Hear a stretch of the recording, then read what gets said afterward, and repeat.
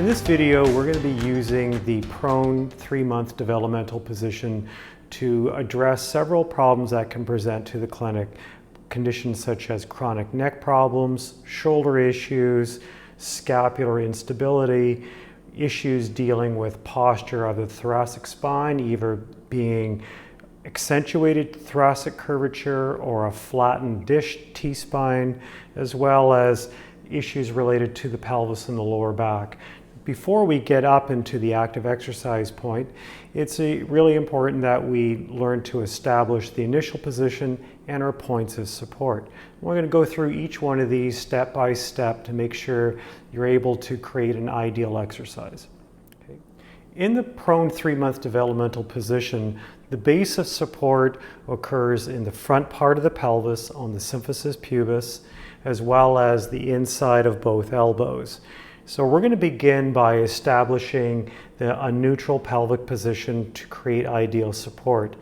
Now, before we create a change in the pelvis, you have to be able to move from a point of stability. So we're going to create activation of the abdominal cylinder. I'm just going to place my fingers into the side of the abdominal wall, and she's going to push out against my fingers using the diaphragm to generate intra-abdominal pressure. And I want to feel that pressurization, that activation 360 degrees around the abdominal cylinder, in the front, in the sides, and in the back portion of the abdominal wall as well. Now from there, she's going to begin to pull the pelvis into its neutral position by trying to pull the tailbone down towards her heels. She's not going to be using glute activation to do this, so we don't want to see gripping of the gluteal muscles that commonly create hip problems that we see so much in the clinic. So the glute muscles stay relaxed, the hamstrings and the inner thigh, the adductor muscles also need to remain relatively relaxed as well. So pelvic positioning is coming from the abdominal wall and pressurization of the abdominal cylinder. As the pelvis is rotating backwards, the lumbar spine is going to be brought into a more neutral, more correct position as well. So the spinous processes are going to begin to fan open, and we're going to see a straightening, a pulling open of the lumbar spine, bringing it to its neutral position. So we establish lower body support. Now we move up to the upper extremities. And as I mentioned, the base of support from the upper extremities is on the inside of the elbows. Ideally, we want the crease of the elbows to be about the same level as the ear. So her arms are a little high. We're just going to slide them back just a little bit. So now the crease is sitting correctly. And we also want to make sure that the wrist is in line with the shoulder joint so that the elbow isn't too open or too closed. So if we can create that ideal alignment, next we're going to position the shoulder joint itself. Typically, people who tend to have a lot of dominance in their pec muscles or their lats, their shoulder tends to sit in an internally rotated position. Now this is going to make the ball of the shoulder joint sit in the front of the socket. That's a decentrated, unstable, inefficient position to be in. So we want a centrated, a neutral position of the shoulder joint. So she's going to attempt to rotate the arm backwards, an external rotation of the arm in the socket backwards like this. That's going to help her to load the elbow better. She's going to centrate her shoulder joint. We're going to keep the shoulder girdle away from the ear. Now, another strategy people will tend to use is overactivation of the lat. The lat is not part of the stabilizing mechanism for this exercise, so we don't want overactivation of the lat. So instead, we are using the entire shoulder girdle, really focusing on the middle, the lower trapezius, to create a more neutral position of the shoulder blade. So another common issue is overactivation of the upper trapezius. And that quite commonly is involved when the pectoral muscles are also overactivated. And when you get the upper trap overactivated and the pec overactivated, again, we get this upward migration of the shoulder girdle, that internal rotation of the shoulder joints.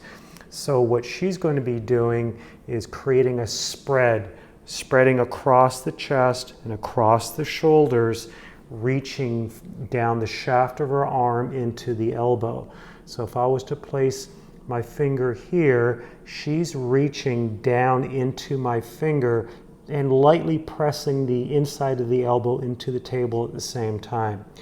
Now, when people are doing this, they will also tend to create a little bit of overactivation here. So we want that shoulder blade to stay away from the ear, reaching down into the arm, keeping the shoulder blade away. So as she's reaching, that important stabilizer, the serratus anterior, is activating, creating that pull through the shoulder blade down to the arm. So now we're setting the support through the arm. Lastly is going to be head position. And the correct position for the head is at the very top of the forehead. So by creating a little bit of a chin tuck, we're going to be activating the deep neck flexors, which are very important stabilizers of the neck. So we're creating all this pre-activation, stabilization of the entire chain from the pubic bone all the way up into the head, through the shoulder girdles and to the elbow. Now, the ideal movement that we're going to be creating is an uprighting of the upper thoracic spine and the neck, not by creating cervical extension. Instead, it's going to be maintain that cervical flexion, but lifting the head towards the ceiling. We never want to see this type of movement, because that tends to create a lot of issues in through the lower cervical, mid-cervical spine, C5, C6, where we typically see a lot of osteoarthritis and disc degeneration in the cervical spine. So instead, it's going to be pulling the head forward, kind of like a turtle poking its head out of its shell, while she's lifting the back of the head towards the ceiling like that, and always maintaining that chin tuck. Go ahead and bring your head back down. So what's occurring when we're doing this is, as she's trying to lift, she's always going to be pulling all the muscles in the shoulder girdle. The entire core is going to be pulling towards their points of support. And if we look specifically at the shoulder girdle, we have the middle trapezius, the rhomboids, the lower trapezius are all pulling from the spine towards the shoulder blade, from the shoulder blade down towards the elbow. So people who tend to have a flat back or an accentuated curvature, we can use that activation to try and normalize that. We're going to go through that in more detail when she's up in the right position. So these abdominal cylinder, pressurization, bearing through the pubic bone, bearing through the elbows, reaching, separating, spreading the whole time, and then she begins to lift. And with my fingers on T4, T5, as she's lifting, I want to feel this part of the spine lifting into my fingers, and she's doing it very well, watching to make sure we're not getting overactivation of the upper trap, the hollowing in through the neck. We want to watch all that. Next, we want to see multi-segmental extension occurring from the top of the sacrum through the entire spine all the way up to the top. So every segment is participating in the thoracic spine as she comes up. So chin tucking, pulling forward, support through the elbows, support through the pubic bone, maintaining that pressurization, and lifting and really getting that stabilization of the entire shoulder girdle. Very good. And now she's just going to maintain that position and breathe, really focusing on breathing through the entire abdominal cylinder. And while she's doing that, she's also focusing, making sure the shoulders stay down, everything stays spread, reaching into the elbows, keeping that ideal position on the pubic bone, not gripping with the glutes, not gripping with her hamstrings. 10, 12, 15 good breaths, and then she'll lower herself back down. Now, for some people, they might find being down in that prone position flat on the table just simply too difficult to create a proper pattern. Usually it's because the thoracic spine there's just too much curvature, it's too stiff, and they can't upright themselves correctly. So we can also use a low kneeling, or in some people will call it a child's pose position, to create the same type of patterns. Now, another problem we typically see is people might tend to have too much curvature in the lower back, and the pelvis really wants to sit in that anterior tilt.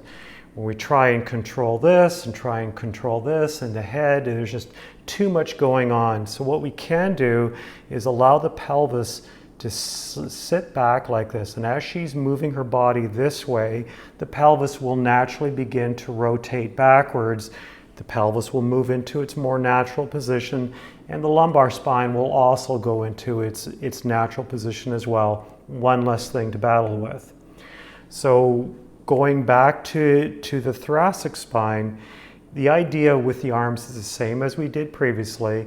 The elbows are out to the side a little bit, the hands are in a little, the wrists are about the same width as the shoulder joints. We're creating the same activation through the abdominal wall. Now we can accentuate this a little bit now by pressing the shins into the table. As soon as those shins press down, there's a little bit more uprighting through the entire spine.